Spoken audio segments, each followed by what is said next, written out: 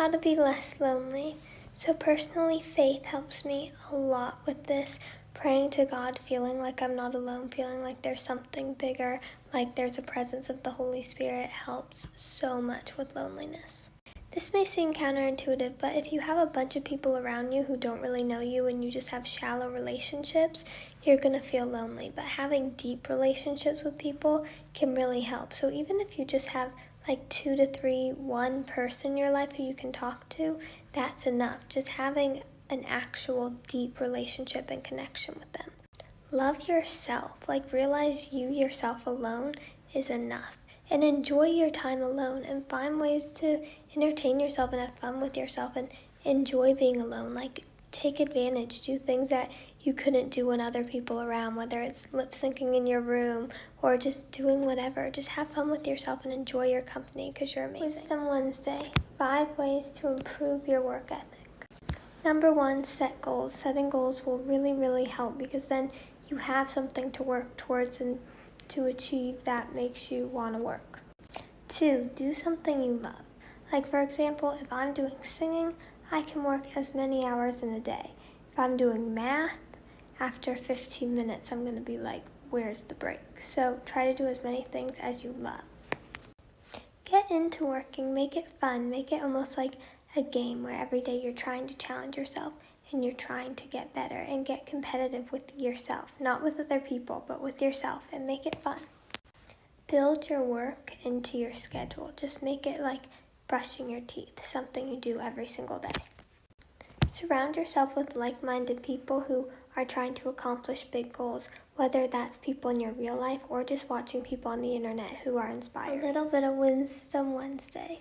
Be inclusive. I personally think being inclusive is everything and the most important thing ever because we all have a tendency to just be around people who think the same as we are, come from the same upbringings, and are just similar.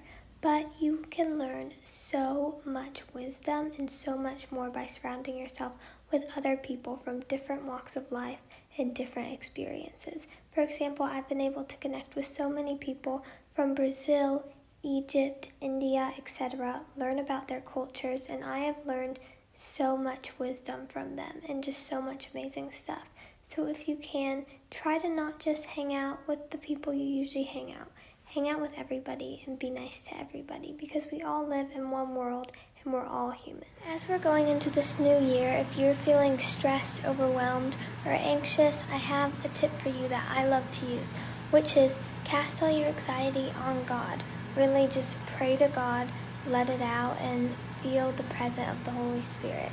It helps so much, and just to know that there's something bigger than you, and that all the stuff you're anxious about, your grades, your parents putting pressure on you, etc., in the long run, it really doesn't matter that much because there's a greater purpose and there's something greater out there, and it can just really help ease anxiety tremendously.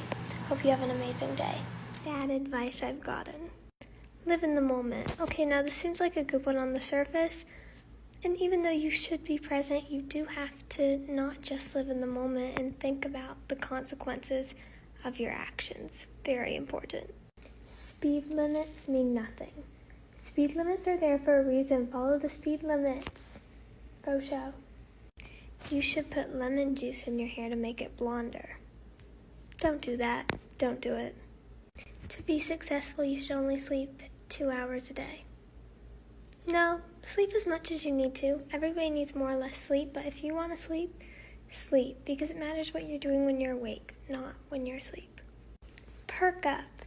Sometimes when you're in a depressive state, you can't just perk up.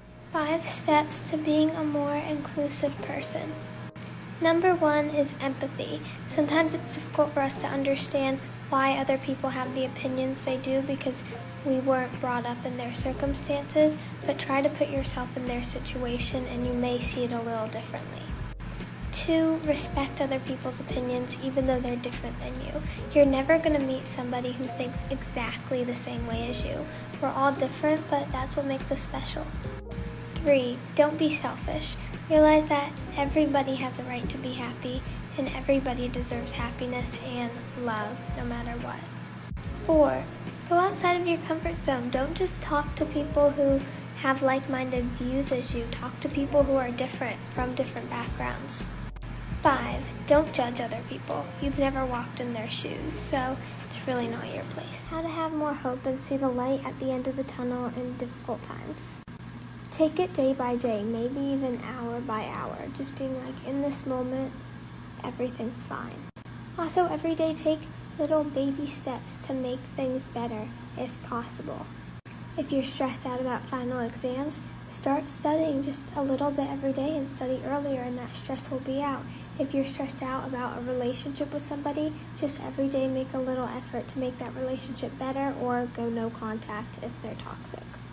Put things in perspective, and remember, people have lived through much worse. Everybody has it worse. Things could always be worse, and be grateful for what you have, even if things are really difficult and you deserve to be able to complain. Even if you want to complain, complaining isn't really going to help anything, so it's just better to be grateful if positive, and that's a lot easier said than done, but you can do this. How to optimize mental, physical, emotional, and spiritual well-being. Mental, take time for you. If things are getting overwhelming, really take a step back and look at what you're doing. Physical, just find a way to be active, and it doesn't even have to be that much. Just walk. Walking is so awesome. Emotional health, talk to people, if you're feeling down, pick up the phone and talk to somebody. And even if you have to call a hotline or a therapist, just really talking can really help. Spiritual, stay close to God, keep praying. It's the best thing ever, and really keeps you grounded. Lessons that I've been learning in my teens. Okay, so just don't take it too seriously. Sometimes when you're a teen, everything seems like the end of the world, but it's really not. And perspective is everything, and realizing I'm 16, chill. Dating isn't that important when you're a teen. People make it seem like you need to have a boyfriend or a girlfriend. You don't. I think it's better not to, because a teen is when you can find who you really are and find your own interests, Being a teen feels like forever, and sometimes you're like, oh my gosh, I just want to be an adult. But it's a really short time, so enjoy it. It doesn't last forever. And like I said before, use your teenage years to really find yourself and find your passions and what you love and what you want your life to be. How to be mindful. Take your time. Don't rush through everything. Just take your time. And pay attention to your surroundings and see what people are doing. People watch. It's fun. How to feel good even when you feel like the world's kind of against you. This can be a difficult one, but just don't care what other people think. If you have to deal with bullies on a daily basis, really try to not care. I know that's easier said than done, but once you get to the point where you don't care, it'll really, really help a lot. Another thing that's helped me a lot is spirituality, because when I feel like there's a bigger purpose and a bigger being, the people who are mean to me, I don't really care that much, because I know it doesn't matter, and I'm answering to a higher being, and just knowing that things are more important. Also knowing that you are not the opinions of other people. Here's the thing, there's billions of people on Earth, so every single person isn't going to like you, but not every single person's opinion is right. And there's so many opinions out there, you can really only listen to yourself and your heart. Girl, I totally feel you. It happens to the best of us. What has helped me is giving myself a reward after I study or after I do something I'm dreading. So if I really don't want to study, after I study, I'll give myself a lemonade or a tea. 5 things I wish somebody told me when I started singing. Number 1, patience.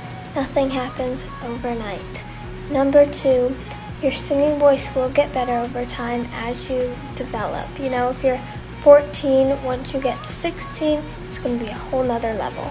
3, a lot of people will judge you for wanting to sing or follow your dreams, but don't listen to them, because you're following your dream and that's what matters.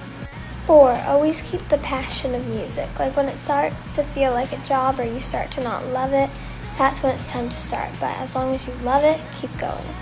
5, even if you only have 100 streams, remember every single one of those people are angels and amazing people, and really be thankful for them and thank them, because they are so kind to even take the time out of their day to listen to their songs. So thank you to everybody who's listened to my song. I really appreciate it.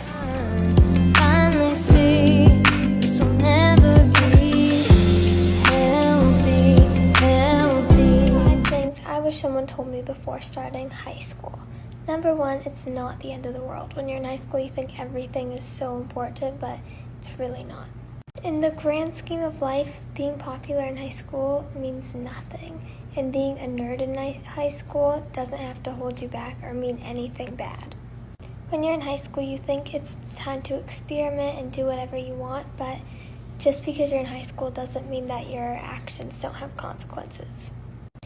If you don't know what you're passionate about, high school is a great time to figure it out through extracurricular activities.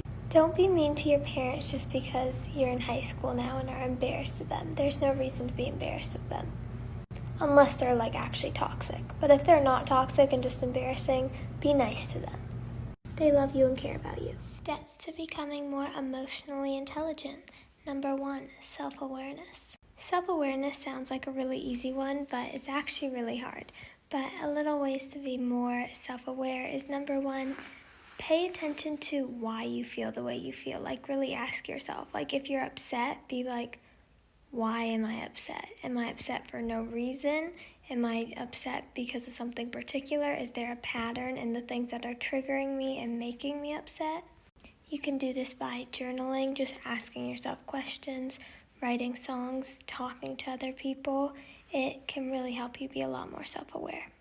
You can also ask for feedback, but be careful on who you ask for feedback, making sure you're asking it to an objective person who loves you and cares about you and wants you to get better. And just say, hey, have you noticed a pattern that I seem to get upset a lot? Or have you noticed that I do this a lot or I withdraw?